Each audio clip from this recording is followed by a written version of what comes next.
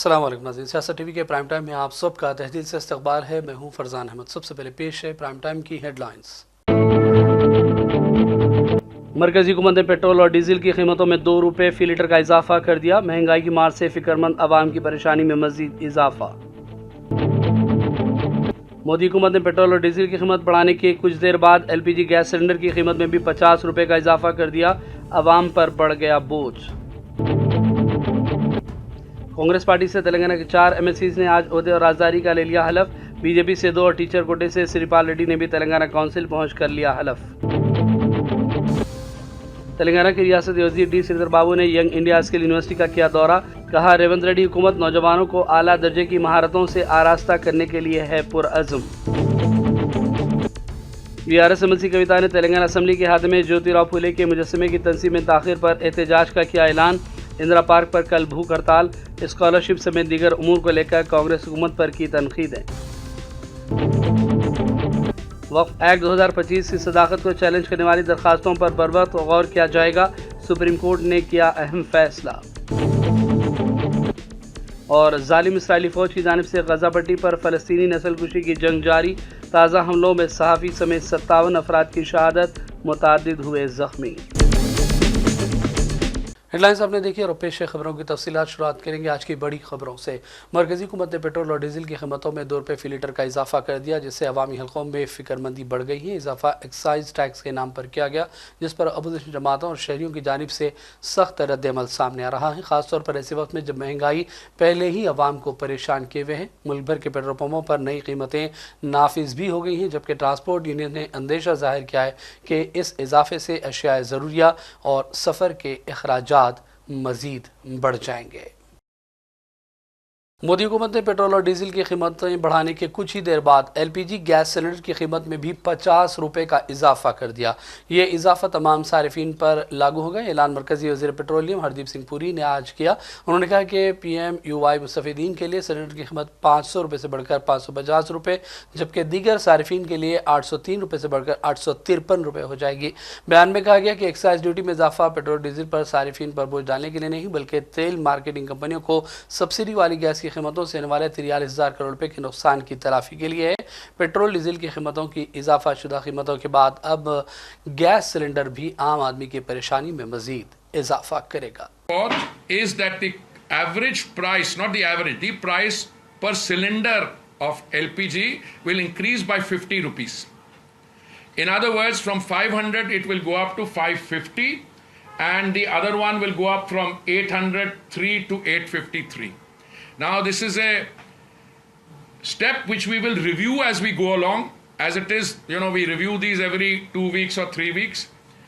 And therefore the excise duty that you have seen increase is not to go on to the consumer on petrol and diesel. As I kept telling you, that excise increase is intended to compensate the oil marketing companies for the 43,000 crore that they have incurred as a loss on the gas part of it. Now you will say, what will happen to petrol and diesel? As I told you, the inventories that they are carrying are 45 days old. The inventories are very clearly at a much higher price.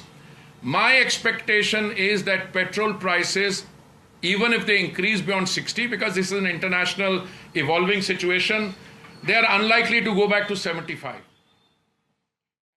और बढ़ते हैं सियासी खबरों की जानिब। Congress party Telangana के 4 MLCs ने आज ओहदे और राजदारी का हलफ ले लिया, जबकि बीजेपी से 2 लीडरों ने MLC का हलफ लिया और टीचर्स कोटे से श्रीपाल रेड्डी ने भी तेलंगाना काउंसिल पहुंचकर आज हलफ ले लिया है। इस मौके पर कांग्रेस और बीजेपी के कायदीन मौजूद रहे। स्पीकर तेलंगाना काउंसिल सुखेंदर रेड्डी ने अरकान काउंसिल को हलफ दिलाया।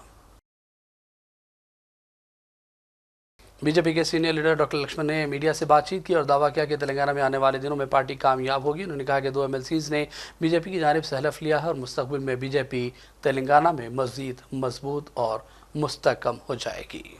जनता पार्टी के विधान परिषद के 2 सदस्य जो आज शपथ ग्रहण कार्यक्रम किया गया, पूरा संदेश है तेलंगाना के अंदर आने वाले दिनों में भारतीय जनता पार्टी का राज आने वाला है, ऐसा उम्मीद जताते हुए पूरा तेलंगाना के आबादी भारतीय जनता पार्टी मोदी जी की ओर देख रहे।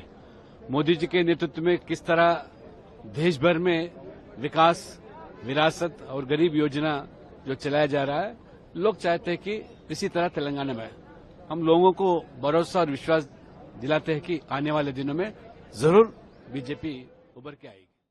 तेलंगाना के रियासती वज़ीर डी सर बाबू ने आज गचिबौली में इंजीनियरिंग स्टाफ कॉलेज में यंग इंडिया स्किल्स यूनिवर्सिटी का दौरा किया और तेलंगाना को इंतहाई हुनरमंद इंसानी वसाइल का मरकज़ बनाने के रियासती हुकूमत के विजन का हवाला दिया।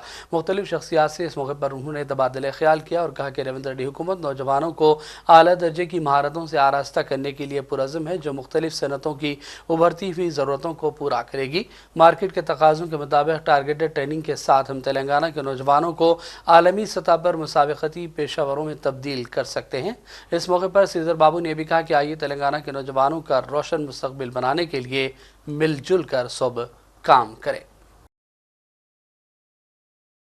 बीआरएस एमएलसी कविता ने तेलंगाना कानून साज असम्बली के अहाते में ज्योतिराव फुले के मुजस्समे की तंसीब में गैर ज़रूरी ताख़ीर के इल्ज़ाम लगाते हुए शदीद रद्दअमल ज़ाहिर किया और कांग्रेस हुकूमत से सवाल किया कि पसमानदा तबक़ात के साथ इम्तियाजी सलूक क्यों इख्तियार किया गया। कविता ने ऐलान किया कि बीसी तंजीमों, तेलंगाना जागृति और यूनाइटेड फूले फ्रंट के इश्तराक से 8 अप्रैल यानी कल मंगल को इंदिरा पार्क हैदराबाद में सुबह 11 बजे तक शाम 5 बजे भूख हड़ताल करेंगे।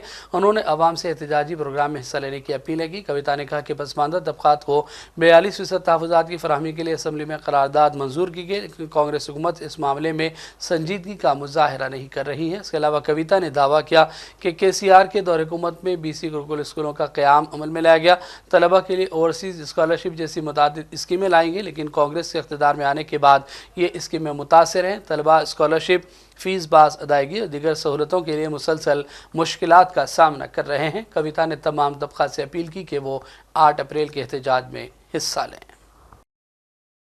तेलंगाना के ग्रुप 1 इम्तिहानात में आरटीसी मुलाजिमीन के बच्चों ने भी नुमाया कारकर्दगी का मुजाहरा किया, जिस पर मैनेजिंग डायरेक्टर वीसी सज्जनार ने उन्हें तहनीत पेश की। ग्रुप 1 इम्तिहानात में नारायणपेट आरटीसी डिपो से ताल्लुक़ रखने वाले कंडक्टर श्रीवास की दख्तरवानी ने 118वां रैंक हासिल किया। आरटीसी के एक और मुलाजिम वहीद की दख्तर फातिमा ने 126वां रैंक हासिल किया। आरटीसी मुलाजिमीन के बच्चों के बेहतर तालीमी मुजाहरे पर मैनेजिंग डायरेक्टर सज्जनार ने खुशी जाहिर की और उन्हें अपने दफ्तर को मदऊ करते हुए तहनीत पेश की। सज्जनार ने कहा कि आरटीसी मुलाजिमीन अपने बच्चों की आला तालीम पर तवज्जो मरकूज़ किए हुए हैं। वीसी सज्जनार ने कहा कि आरटीसी अपने मुलाजिमीन की भलाई में संजीदा है और अफराद ख़ानदान की तालीमी तरक्की के लिए हर मुमकिन हौसला अफजाई की जाएगी। आज शहर हैदराबाद के मुज़ाफ़ाती इलाके कुकटपली के वाई जंक्शन के करीब उस वक्त खौफ व हिरास देखा गया जब एक 2 व्हीलर गाड़ी में अचानक आग लग गई। मुकामी अफराद ने बताया कि मोटरसाइकिल में लगने वाली आग की वजह शहर में जारी शदीद गर्मी हो सकती है। शहरी हुकाम ने कहा है कि दर्जा हरारत में मुसलसल इजाफा हो रहा है और आवाम को भी मशवरा दिया गया कि वह दोपहर के औकात में गैर ज़रूरी तौर पर घरों से बाहर न निकलें और गर्मा के मौसम में तमाम तर हिफाजती तदाबीर को इख्तियार किया जाए। शहर हैदराबाद के मुरादनगर इलाके में एक अपार्टमेंट कॉम्प्लेक्स में इतवार की रात लिफ्ट गिर जाने की वजह से 3 ख़वातीन ज़ख्मी हो गई। ये वाक़या उस वक्त पेश आया जब ग्राउंड फ्लोर से 4थी मंजिल तक पहुंचने पर लिफ्ट की रस्सी यानी ट्रैक्शन केबल अचानक टूट गई, जिसके बाद से लिफ्ट कैबिन नीचे गिर गई। मुकामी अफराद ने पुलिस को इत्तला दी। इस वाक़े में 3 ख़वातीन ज़ख्मी हुई हैं। अपार्टमेंट के दीगर अफराद ने आवाज़ें सुनकर मौके पर पहुँच कर ज़ख्मियों को बचाने की कोशिशें की और एम्बुलेंस को तलब किया गया और ज़ख्मियों को करीबी हॉस्पिटल मुंतकिल किया गया।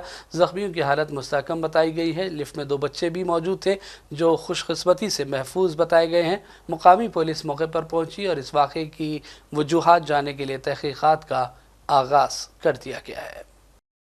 फतेह मैदान क्लब हैदराबाद में आज दौलत राम की याद में ताज़ियती नशिस्त का इनेकाद अमल में लाया गया। सियासी क़ायदियों और समाजी कारकुनों के अलावा कई दीगर शख्सियात ने इस मौके पर शिरकत की और दौलत राम के साथ जुड़ी अपनी यादों का ख़ास तौर पर तज़किरा किया। मीना हॉस्पिटल हैदराबाद के एमडी डॉक्टर हिदायतुल्लाह खान ने यौम सेहत के हवाले से आज प्रेस कॉन्फ्रेंस की और कहा कि अस्पताल में आरोग्य आश्री सर्विस भी शुरू कर दी गई है, लोगों का मुफ्त इलाज भी जारी है। उन्होंने कहा कि जारिया हेल्थ कैंप से लगभग 10,000 अफराद ने भरपूर अंदाज में इस्तेफादा हासिल किया है। आज वर्ल्ड हेल्थ डे है, आलमी यौम-उस-सहा 7 अप्रैल को जो है ये पूरी दुनिया भर में मनाया जाता है कि हेल्थ अवेयरनेस क्रिएट किया जाए और ख़ासकर उन लोगों को पर तक जो है हेल्थ सर्विसेज पहुंचाई जाए वहाँ जहाँ तक नहीं पहुंच रही है। तो इसी मंशे के साथ जिस मंशे के साथ हमने इस हॉस्पिटल को इस्टेब्लिश किया था, इस हॉस्पिटल का जो है इसको अमल में लाया था, वो यही था कि भाई गरीब और मुतवस्सित तबक़ात को एक आलमी मियार की सहूलतें फ़राहम की जाए। तो ये पिछले 1.5-2 महीने से हमारे पास जो है कैंप चल रहा है, जिसमें बिल्कुल मुफ्त कंसल्टेशन चल रहे हैं और सर्जरीज़ और आईपी पेशेंट्स के लिए 20% रियायत दी जा रही है और तकरीबन 10,000 से ज़्यादा मरीज़ इसका इस्तिफ़ादा हासिल कर चुके हैं और कई सैकड़ों मरीज़ों का ऑपरेशन हो चुका है। तो आज इसी मौके पर जो है 7 अप्रैल जो वर्ल्ड हेल्थ डे है, इस कैंप को जो है 12 अप्रैल तक जो है जारी है। तो अवामुन्नास से गुजारिश है कि यौमुस सहा की मौके पर जो है अपने सेहत से बेदारी पैदा करें और हॉस्पिटल से रुजू होकर इस कैंप से भरपूर इस्तिफ़ादा हासिल करें। यहाँ बहुत ही काबिल तरीन डॉक्टर्स मौजूद हैं आपकी कंसल्टेशन के लिए और कंसल्टेशन बिल्कुल मुफ्त है 12 अप्रैल तक। और इन्वेस्टिगेशंस भी, अगर किसी पेशेंट्स को x ray, CT scan, blood test वगैरह की भी ज़रूरत पड़ रही है तो उसमें भी 20% रियायत दी जा रही है। तो पब्लिक से ये गुजारिश है कि वो इस हॉस्पिटल को पहुंचकर इस्तिफ़ादा हासिल करें और ख़ासकर ये जो डिपार्टमेंट्स हैं, जो ऑब्स्टेटिक्स एंड गायनेकोलॉजी है, जो पेचीदा प्रेगनेंसीज जो होती हैं, जो उसको बहुत अच्छी तरीके से हैंडल करने की फैसिलिटीज़ हमारे पास यहाँ हैं। और लेडीज़ में जो लैप्रोस्कोपिक सर्जरी की ज़रूरत पड़ती है उसकी भी बड़ी अच्छी सहूलत है। ऐसे ही मुख्तलिफ डिपार्टमेंट्स जो है, जैसा डॉक्टर साहब ने बताया, यहाँ पर दस्तयाब है। और बढ़ते हैं चंद अहम कौमी और आलमी खबरों की जानिब। सुप्रीम कोर्ट ने आज कहा कि वह वक्फ एक्ट 2025 की सदाकत को चैलेंज करने वाली दरखास्तों पर बर वक्त गौर करेगी। चीफ जस्टिस संजीव खन्ना और जस्टिस संजय कुमार और के.वी. विश्वनाथन की बेंच ने कुछ अर्जी गुजारों की जानिब से पेश होने वाले सीनियर वकील कपिल सिब्बल और A.M. सिंघवी की जानिब से जल्द समाअत के लिए खुसूसी जिक्र किए जाने के बाद दरखास्त पर बर वक्त गौर करने के हवाले से रजामंदी का इजहार किया। पार्लियामेंट के दोनों ऐवानों में मुतल्लिका बिल मंजूर होने के बाद 5 अप्रैल को नए कानून को सदर जमहूरिया द्रौपदी मुर्मू ने मंजूरी दे दी है। अर्जी दाखिल करने वालों में कांग्रेस एमपी मोहम्मद जावेद, मजलिस के सरबराह और MP असद ओवैसी, दिल्ली से आम आदमी पार्टी के MLA अमानतुल्लाह खान भी शामिल हैं। दरखास्त गुजारों ने दावा किया कि यह एक्ट मुसलमानों की मजहबी आज़ादी को सल्ब करने की खतरनाक साजिश है। दलील दी गई कि यह तरमीम वक्फ की मजहबी नौयत को मसख करेगी और वक्फ बोर्ड के नज़्म व नक्श में जमहूरी अमल को नाकाबिल तलाफी नुकसान पहुँचेगा। कांग्रेस के साबिक़ सदर राहुल गांधी ने आज बिहार का दौरा किया। उन्होंने प्लान रोको नौकरी दो पदयात्रा में शिरकत की। राहुल गांधी ने कांग्रेस के नौजवान लीडर कन्याकुमार के साथ पैदल यात्रा की है। यात्रा का मकसद मुंतकिली को रोकना, नौकरी का मुतालबा करना है। राहुल गांधी ने इस मामले पर लोगों की तायीद हासिल की। राहुल ने अपने खिताब में मौजूदा खराब मईशत और अमरीकी मईशत के जवाल के हवाले से भी अहम बयान दिया। तो सबसे पहले मैं आपसे सवाल पूछना चाहता हूं, देखना चाहता हूं, आप में से आपने देखा होगा अमेरिका के राष्ट्रपति ने स्टॉक मार्केट की धज्जियां उड़ा दी हैं, देखा होगा, देखा ना? अच्छा, आप मुझे बताइए, आप में से, इस भीड़ में से कितने लोग स्टॉक मार्केट में पैसा डालते हैं? हाथ उठा के दिखाइए। अब ये देखिए, घूम के देखिए, यहां पे 1% से कम लोग स्टॉक मार्केट में पैसा डालते हैं। 1% से कम। अगर यहां 100 लोग हैं तो एक हाथ उठ रहा है। तो यह स्टॉक मार्केट आपका औजार नहीं है।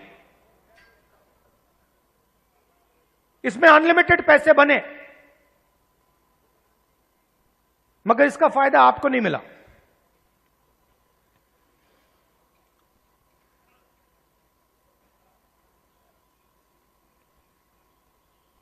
सीधी बात करूं, सीधा बोलूं, ठोक के। कांग्रेस लीडर पवन खेड़ा ने मीडिया से बातचीत की। उन्होंने कहा कि गुजरात पर कांग्रेस की नजरें लगी हुई हैं। उन्होंने भी कहा कि मुल्क इस वक्त खराब दौर से गुजर रहा है और कांग्रेस मुल्क की भलाई के लिए जिद्दोजहद और इंसाफ को जारी रखने पर यकीन रखती है। अधिवेशन के बाद भी क्या लग रहा है कि किस तरह से आप कांग्रेस को, पूरा देश कांग्रेस की तरफ देख रहा है और कांग्रेस गुजरात की तरफ देख रही है। जब भी देश में अंधेरा हुआ या संकट के बादल आए, रास्ता गुजरात ने दिखाया। इतिहास को देखिए, सरदार वल्लभ भाई पटेल, महात्मा गांधी गुजरात से ही आए और गुजरात ने रास्ता इस देश को हमेशा दिखाया और रोशनी गुजरात से आई।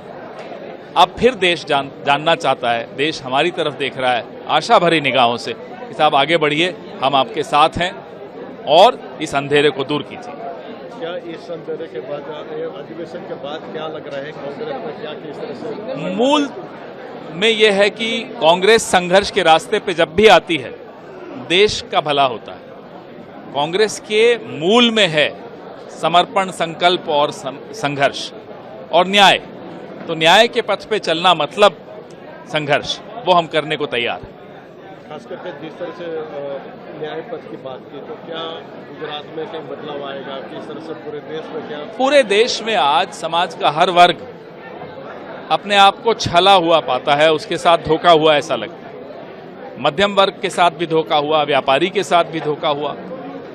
तो न्याय की उम्मीद सबको है और अन्याय सबके साथ हो रहा है। इसलिए कांग्रेस पार्टी ने ये निर्णय लिया कि गुजरात की ऐतिहासिक भूमि पर यह ऐतिहासिक अधिवेशन किया जाए। खास करके एक अलग सवाल है, नित्यानंद राय जी ने जिस तरह से स्टेटमेंट किया है कि राहुल जी तो सभी जगह जाते रहते हैं, मगर क्या फर्क पड़ेगा? मुझे उस व्यक्ति के बारे में कुछ नहीं बोलना जिनको न अपनी पार्टी का इतिहास मालूम है, न हमारी पार्टी का इतिहास मालूम है, न देश का इतिहास मालूम है। छोड़िए उनको। और बात करेंगे अर्ज़ फ़लस्तीन की। ख़ाब इसराइली फ़ौज की जानिब से गज़ा पट्टी पर फ़लस्तीनी नस्लकुशी जंग जारी है। 21 दिन कबल वज़ीर-ए-आज़म नेतन्याहू के जंगबंदी मुआहदे को ख़त्म करने के बाद अमरीकी और मगरबी मदद से निहत्ते फ़लस्तीनियों का मुसलसल हमलों का सिलसिला जारी है। ज़ालिम फ़ौज ने आज 21वें दिन भी घरों को ढाने का काम किया, जबकि बुनियादी खुराक के सामान के दाखिले पर पाबंदियाँ लगाने से गहरे असरात देखे जा रहे हैं। क़हत की भयानक सूरत हाल है। पीर की सुबह से लेकर अब तक गज़ा पट्टी पर पुरतशद्दुद बदतरीन इसराइली फ़िज़ाई हमलों में सहाफ़ियों समेत कम से कम 57 फ़लस्तीनी बाशिंदे शहीद हुए हैं, जबकि मुतअद्दिद दीगर के ज़ख्मी होने की मुसलसल इत्तलात मौसूल हो रही हैं। और अब आखिर में हेडलाइंस पर डालेंगे एक और नज़र। मरकज़ी हुकूमत ने पेट्रोल और डीजल की कीमतों में 2 रुपये फ़ी लीटर का इजाफा कर दिया। महंगाई की मार से फ़िक्रमंद अवाम की परेशानी में मज़ीद इजाफा। मोदी हुकूमत ने पेट्रोल और डीजल की कीमत बढ़ाने के कुछ देर बाद LPG गैस सिलेंडर की कीमत में भी 50 रुपये का इजाफा कर दिया। अवाम पर बढ़ गया बोझ। कांग्रेस पार्टी से तेलंगाना के 4 MLCs ने आज ओहदे और राजदारी का ले लिया हलफ। BJP से 2 और टीचर कोटे से श्रीपाल रेड्डी ने भी तेलंगाना काउंसिल पहुँच कर लिया हलफ। तेलंगाना के रियासती वज़ीर D. श्रीधर बाबू ने यंग इंडिया स्किल यूनिवर्सिटी का किया दौरा। कहा, रेवंत रेड्डी हुकूमत नौजवानों को आला दर्जे की महारतों से आरास्ता करने के लिए है पुरअज़्म। VRS MLC कविता ने तेलंगाना असम्बली के हाथ में ज्योतिराव फुले के मुजस्समे की तंसीब में ताख़िर पर एहतजाज का किया ऐलान। इंदिरा पार्क पर कल भूख हड़ताल। स्कॉलरशिप समेत दीगर उमूर को लेकर कांग्रेस हुकूमत पर की तनकीदें। वक्फ एक्ट 2025 की सदाकत को चैलेंज करने वाली दरखास्तों पर बरवक्त गौर किया जाएगा। सुप्रीम कोर्ट ने किया अहम फैसला। और जालिम इसराइली फ़ौज की जानिब से गज़ा पट्टी पर फ़लस्तीनी नस्लकुशी की जंग जारी। ताज़ा हमलों में सहाफ़ी समेत 57 अफराद की शहादत, मुतअद्दिद हुए ज़ख्मी। प्राइम टाइम का सिलसिला फ़िलहाल यही ख़त्म करते हैं। मोहम्मद फरजान अहमद को पूरी टीम के साथ इजाज़त दें। देखते रहिए सियासत TV। अल्लाह हाफ़िज़।